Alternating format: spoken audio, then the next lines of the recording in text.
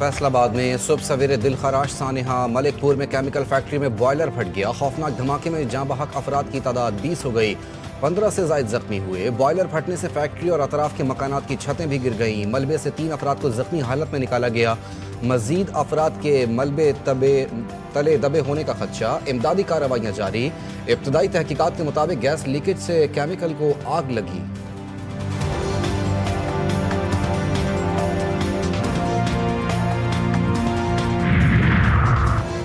बनू में हवीद के इलाके में अमन कमेटी के दफ्तर पर दहशतगर्दों का हमला। फायरिंग से 7 अफराद जाँ बहक, 1 जख्मी हुआ। दहशतगर्दों ने अमन कमेटी के दफ्तर पर रात के वक्त हमला किया। हमले की तहकीकात जारी। लाशों और जख्मियों को डिस्ट्रिक्ट हेडक्वार्टर अस्पताल मुंतकिल कर दिया गया। सदर आसिफ अली जरदारी, वज़ीर आज़म शहबाज शरीफ, वफाकी वज़ीर दाखिला मोहसिन नकवी की हमले की मज़म्मत। कहते हैं कि दहशतगर्दी की ये बुज़दिलाना कार्रवाई अमन और इस्तेहकाम को नुकसान पहुँचाने की मज़मूम कोशिश है। कौम और रियासत अमन दुश्मनों के सामने मुत्तहिद खड़ी है।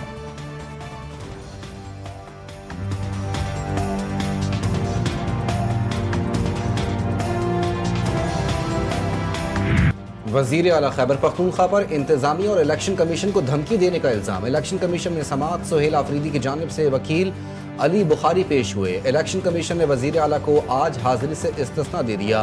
दौरान समाअत इलेक्शन कमीशन के सेक्रेटरी उमर हमीद खान ने इल्ज़ामात पढ़कर सुनाए। चीफ इलेक्शन कमिश्नर ने रिमार्क्स दिए कि ज़ाब्ता इखलाक की खिलाफ वर्जियाँ जहाँ भी हों खिलाफ वर्जी होती है। आप आगे की बात अभी कर रहे हैं। हमने DG खान और फैसलाबाद में नोटिस भी जारी किए हैं।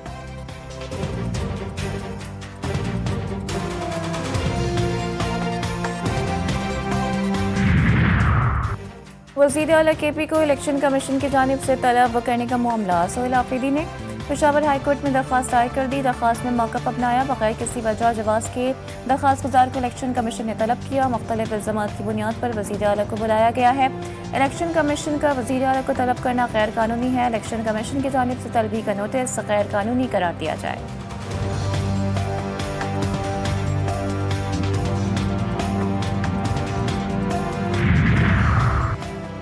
वज़ीर मुमलिकत बराए दाखिला तलाल चौधरी 24 नवंबर को तलब। इलेक्शन कमीशन ने इंतखाबी ज़ाब्ता इखलाक की खिलाफ वर्जी पर नोटिस जारी कर दिया। NH96 फैसलाबाद के हल्के में नून लीगी उम्मीदवार बिलाल चौधरी को भी नोटिस जारी कर दिया। कॉर्नर मीटिंग में शिरकत पर वज़ीर मुमलिकत और उम्मीदवार पर डिस्ट्रिक्ट मॉनिटरिंग ऑफिसर ने 50,000 रुपये जुर्माना आयद किया था।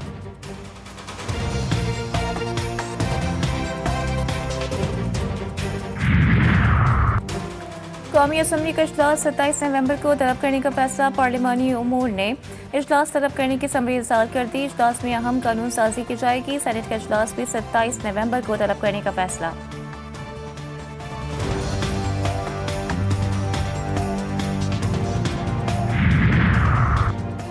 आइन की तशरीह शफाफियत, आज़ादी और दियानत से की जाएगी। बुनियादी हुकूक का तहफ़्फ़ुज़ आइनी अदालत की अव्वलीन तरजीह है। चीफ जस्टिस वफाकी आइनी अदालत जस्टिस अमीनुद्दीन खान ने शफाफियत और अवामी रसाई को अहम संग मील करार दिया। आइनी अदालत के क़याम के बाद पहले पैगाम में चीफ जस्टिस अमीनुद्दीन खान ने कहा, इस अदालत को एक निहायत अहम और नाजुक फरीज़ा सौंपा गया है। इस अदालत का किरदार सिर्फ कज़ाई नहीं, एक मुक़द्दस अमानत है। ये मुक़द्दस अमानत शहरियों की ज़िंदगियों, आज़ादियों, उमंगों पर बराह रास्त असरअंदाज होती है। तरमीम के तहत इस्तिस्ना आइन के आर्टिकल 248 के खिलाफ है। वफाकी आइनी अदालत के क़याम से अदालत उस्मा पाकिस्तान को गैर कानूनी अदालत बना दिया गया। 27 आइनी तरमीम के खिलाफ लाहौर हाई कोर्ट में दरख्वास्तें दायर। समाअत के लिए फुल बेंच तश्कील दे दिया गया। दरख्वास्त में मौक़िफ़ इख्तियार किया गया है कि तरमीम से सुप्रीम कोर्ट के अख्तियारात में कमी की कोशिश की गई है। सूबों की मुशावरत के बगैर तरमीम से आइनी ढांचा मुतासर हुआ है। अदालत मुकदमात की आइनी अदालत मुंतकली को कलअदम करार दे। 27वीं आइनी तरमीम को मावराए आइन करार देते हुए कलअदम किया जाए।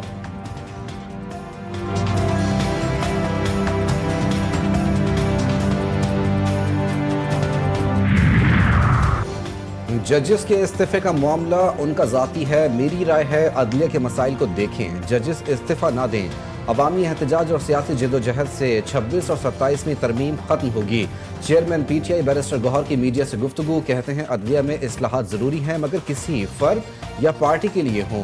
अदालती ऑर्डर के मुताबिक बानी PTI के मुलाकात की इजाज़त मिलनी चाहिए। बानी से मुलाकात के बाद मुस्बत पैगाम आएंगे। सख्तियों और तलखी में भी कमी आएगी। सलमान अकरम राजा कहते हैं, हमारा इंतखाबी निशान छीना गया, बानी पीटीआई की बहनों पर हाथ उठाया गया, हमारी चादर और चार दीवारी के तकद्दुस को पामाल किया गया, हम पर अमन सियासी कुव्वत हैं और हम जाबिर की आंख में आंखें डालेंगे।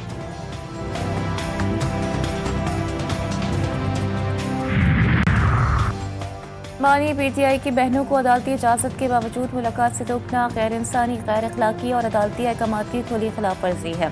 वज़ीर आला KP सोहेल आफरीदी का वज़ीर आला पंजाब मरियम नवाज को ख़त, अदालती अहकामात पर फौरी अमल और ख़वातीन के साथ बदसलूकी करने वालों के खिलाफ कार्रवाई का मुतालबा। कहा, मुलाकातों के लिए बावकार और कानूनी निज़ाम का क़याम अमल में लाया जाए। उम्मीद है हुकूमत पंजाब कानून की बालादस्ती और इंसानी वक़ार यकीनी बनाएगी।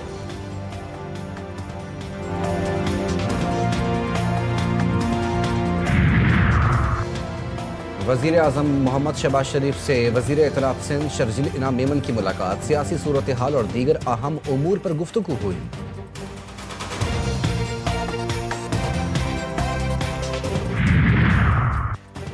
वज़ीर आज़म शहबाज शरीफ का सनती तरक्की के हवाले से निजी शोबे की सिफारिशात का खैर मकदम। कहा, मुल्की माशी तरक्की, रोज़गार की फराहमी और आमदन में इजाफा सनती तरक्की के बगैर मुमकिन नहीं। कारोबार में आसानी और सरमायाकारी में इजाफे के लिए इक़दामात हुकूमत की अव्वलीन तरजीह है। मुल्की सनती तरक्की के लिए निजी शोबे की तजवीज़ कलीदी अहमियत रखती हैं। पाकिस्तानी कारोबारी बरादरी ने मुश्किल वक्त में हुकूमती पॉलिसीज़ का साथ दिया और मुल्क को माशी बहरानों से निकालने में मावनत की।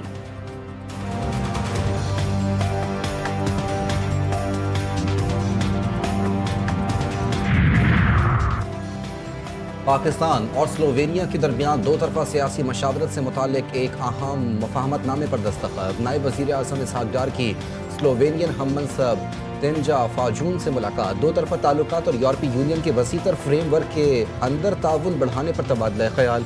फरीकैन ने पाकिस्तान और स्लोवेनिया के दरमियान तिजारती और इक़्तिसादी ताउन को बढ़ाने पर जोर दिया। वज़ीर ख़ारजा इसहाक डार की डेनमार्क के वज़ीर ख़ारजा से भी मुलाकात। दो तरफा मुआशी और तिजारती ताउन बढ़ाने पर इत्तेफाक। ग्रीन एनर्जी और सरमायाकारी पर भी बातचीत की गई। नायब वज़ीर आज़म नीदरलैंड्स के वज़ीर ख़ारजा से भी मिले। दोनों ममालिक के ताल्लुकात और ताउन पर तबादला ख्याल।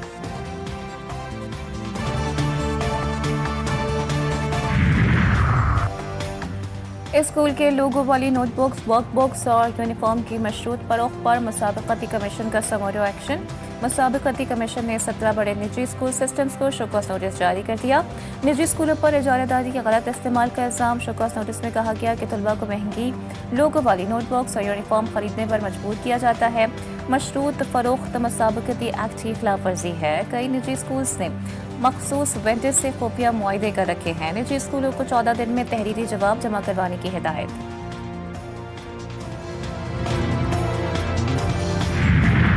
जो बच्चा 4 या 5 साल का होता है उसको स्कूल जाना चाहिए। जो 5 साल 6 साल 7 साल बाद अगर वो स्कूल कभी नहीं गया और उसको आप ग्रेड 1 में या किंडरगार्टन में डालेंगे, number 1 will be out of place. Micro schools digitally enabled, and I've visited these schools myself और मैंने देखा है कि इसका क्या इम्पैक्ट है। पाकिस्तान का सबसे बड़ा डिजिटल लर्निंग पायलट सिंध में जारी है। फेज़ 1 में 100 डिजिटल माइक्रो स्कूल्स कायम किए गए। पायलट फेज़ के 10,000 बच्चों में से 2,940 बच्चे मरकजी स्कूलों में दाखिल हो चुके हैं। वज़ीर आला सिंध मुराद अली शाह कहते हैं, कभी स्कूल ना जाने वाले बच्चों को चंद दिनों में सीखते देखना वाकई बड़ी खुशी की बात है। डिजिटल माइक्रो स्कूल्स कम अखराजात में नुमाया नताइज दे रहे हैं।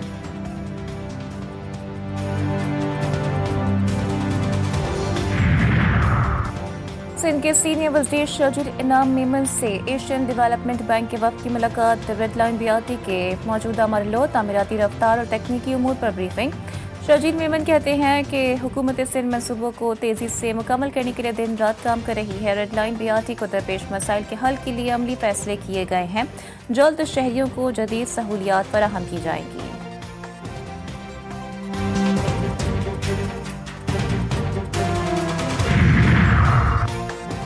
यूरोपीय यूनियन की तौसीक के बाद तालिबान और फितना अल खवारिज का मकरू चेहरा बेनकाब। अफगानिस्तान में मौजूद दहशत गर्दों की महफूज पनागाहों पर पाकिस्तान की मौक़िफ़ की तायीद। यूरोपीय यूनियन के सफ़ीर रायमंड रॉस कॉर्बोलस ने कहा कि पाकिस्तान का अफगानिस्तान से कलअदम TTP के खिलाफ कार्रवाई का मुतालबा न सिर्फ माकूल बल्कि हकीकी सिक्योरिटी खदशात की बुनियाद पर है।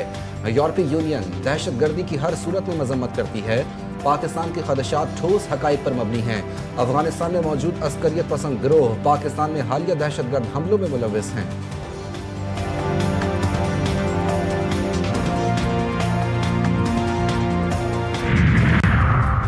वज़ीर आला पंजाब मरियम नवाज शरीफ से फिलिपाइन के सफ़ीर की मुलाकात, दो तरफ़ा ताल्लुकात, सरमाकारी, मौसमियाती तब्दीली, दिफाई ताउन और अवामी रवाबित पर तबादला ख्याल, सियासी, आइनी और पार्लिमानी ताउन पर भी गुफ्तगू हुई। फिलिपीन और पंजाब के दरमियान इश्तराक कार मज़ीद मजबूत बनाने पर इत्तेफाक।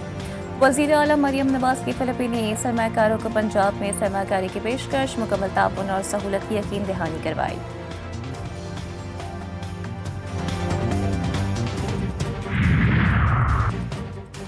रहीम यार खान में निजी कंपनी के ऑयल टैंकर में वेल्डिंग के दौरान धमाका, आग भड़क उठी। धमाके में 4 अफराद जाँ बहक, लाशों को अस्पताल मुंतकिल कर दिया गया। डिप्टी कमिश्नर जहीर अनवर का जाए हादसा का दौरा, रेस्क्यू सरगर्मियों का जायजा लिया।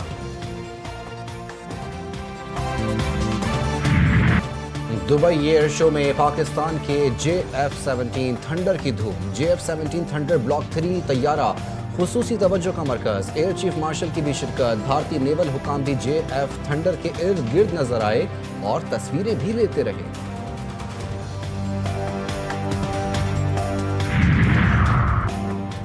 रूस से यूक्रेन तनाज़े का कोई फौजी हल नहीं, तनाज़ात के हल के लिए बातचीत का रास्ता इख्तियार किया जाए।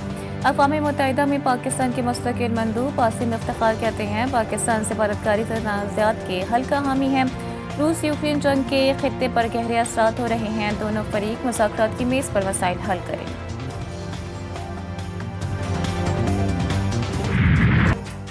इसराइल ने एक बार फिर गजा और मकबूजा बैतुल मक़दस में फ़लस्तीनियों पर बम बरसा दिए। 2 फ़लस्तीनी नौजवान शहीद। खान यूनिस के जुनूब में सिहोनी फोर्सेज ने एक और फ़लस्तीनी की जान ले ली। इसराइली फ़ौज की येलो लाइन से 300 मीटर आगे पेशकदमी। हज़ारों फ़लस्तीनियों के बेघर होने का खदशा। गजा में बेघर खानदानों के लिए सर्दी की बारिशें खतरात को मजीद बढ़ा रही हैं।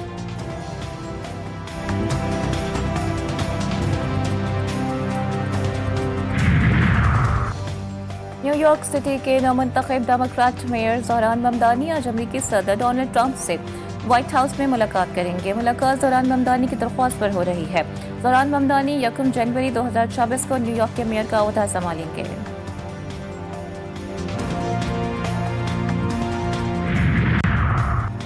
बरतानिया की इमिग्रेशन पॉलिसी में तब्दीलियां, कानूनी तौर पर आने वाले इमिग्रेंट्स को मुस्तकिल रिहाइश के लिए 20 साल, गैर कानूनी तौर पर आने वालों को 30 साल तक इंतजार करना पड़ेगा। बरतानवी वजीर दाखिला शाबाना महमूद ने इमिग्रेशन पॉलिसी पर बात करते हुए पार्लियामेंट को बताया कि मुस्तकिल रिहाइश के ख्वाहिशमंद अफराद के लिए लाजिम है कि उनका क्रिमिनल रिकॉर्ड ना हो, A लेवल के मयार की अंग्रेजी बोलने में महारत रखता हो, उन पर मुल्क में कोई कर्जा भी नहीं होना चाहिए।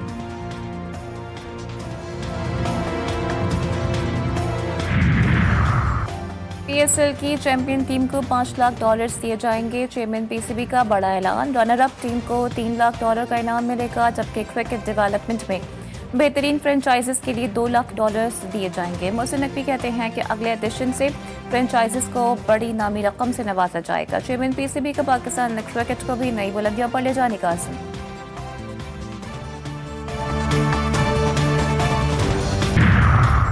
सहफरी की T20 सीरीज में पाकिस्तान और श्रीलंका की टीमें कल मैदान में उतरेंगी। मैच कल शाम 6 बजे रावलपिंडी स्टेडियम में खेला जाएगा। सीरीज के दूसरे मैच में जिम्बाब्वे का अपसेट, श्रीलंका को 67 रन से शिकस्त। 163 रन के हदफ के ताक़ुब में पूरी श्रीलंका की टीम 95 रन पर ढेर। 9 श्रीलंकन खिलाड़ी डबल फिगर्स में भी दाखिल न हो सके।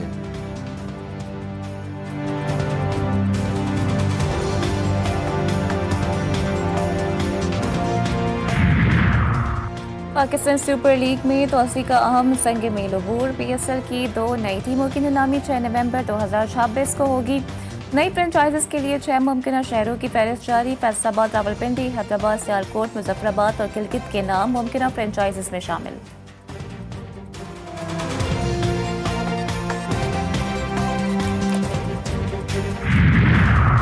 वियतनाम में बारिश और सैलाब ने तबाही मचा दी। मुख्तलिफ हादसात में 41 अफराद जान से गए, 9 अफराद ताहाल लापता, तलाश जारी। सैलाब से 52,000 से जायद घर ज़ेरे आब, 5 लाख से जायद सारिफीन बिजली से महरूम। सैलाब और बारिशों से कॉफ़ी की पैदावार वाले इलाके बुरी तरह मुतासिर, हज़ारों अफराद महफूज मकामात पर मुंतकिल।